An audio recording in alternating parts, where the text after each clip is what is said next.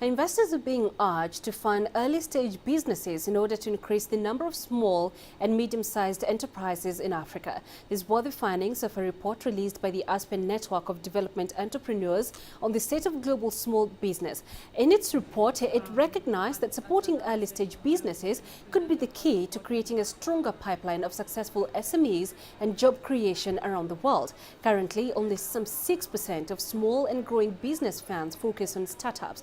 Access to business loans and credit is also a challenge, with some 60% of micro, small and medium enterprises in emerging markets underserved by banks. The report also showed women-owned businesses face more hurdles than their counterparts, citing that female business owners often lack expansive networks and reliable mentors. It also noted that more than 2 billion people in developing countries depend on agriculture for their livelihoods, yet the small businesses that connect them to markets are often hindered by unskilled managers and lack of financing.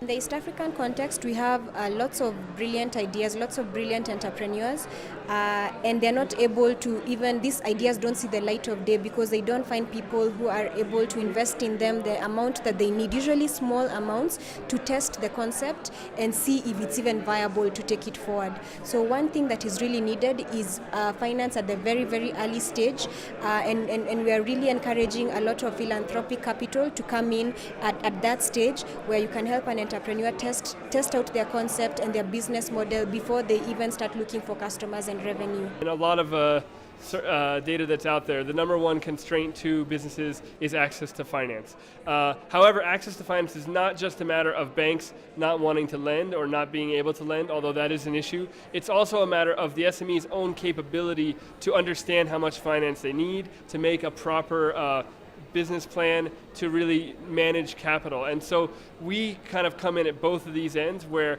we're supporting, we're working with investors that want to invest, and then we're building the capacity of these SGBs so that they're becoming able to absorb this finance. For some, they are both the blessing and curse of Addis Ababa, loved and loathed in equal measure. The city's taxis are the lifeblood of the capital's transport system. Indispensable as a mode of transport, they're also the cause of traffic jams and accidents. Whereas CCTV's GIRUM CHALA reports they are part and parcel of the social fabric of a fast-changing city. They are the blue and white sensations of Addis Ababa, typically old, noisy, colorful and full of people on the move. Welcome to Addis Ababa's city taxis. Business is booming in the Ethiopian capital of Addis Ababa. It's home to one of Africa's fastest growing economies and with massive infrastructural needs. The city is struggling to keep pace with the population's demand for public transport. So for this economic and largely for social interactions, the Addis Ababa taxis play a significant role in everyday life. I call passengers who are heading to different parts of the city. I have started calling from the center of the city called Mexico, and now I am at Tohailok. This is how we do the job. From students to big business owners, from starting simple friendship to finding a person to marry, the Addis Ababa taxis translate every dream into reality, and seeing thousands of them flocking into the streets of this emerging city simply mesmerizes anyone. These taxis give us a lot of service in this city. Even when we are late from school, we always rely on their swift service.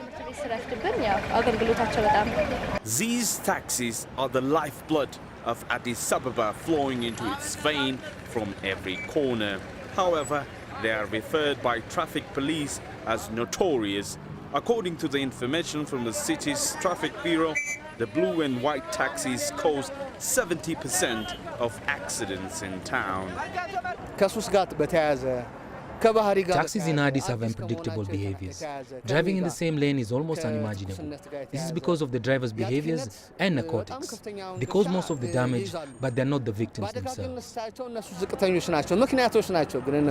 Though the Addis Ababa city transport is still struggling from high fuel costs and skyrocketing spare part prices for these outdated cars, the public does not seem to lose the love for these transporters anytime soon. As times change, doing business in taxis is also changing. It is all about the survival of the fittest. If you can snatch one passenger to the other taxi, putting food on your table will be hard. GIRUM, CHALA, CCTV, Addis Ababa, Ethiopia. Well, let's take a look at the major bosses here in the continent and how trade so far is going, starting with the Nigeria All-Share Index, which so far seems to be in the green with 0.96%, heading down to South Africa, and the JSE in the red so far at 0.29%. Coming to the East African region, the NSE in the red as well with 0.83%, and finally going up north to the EGX so far in the green with 0.48%.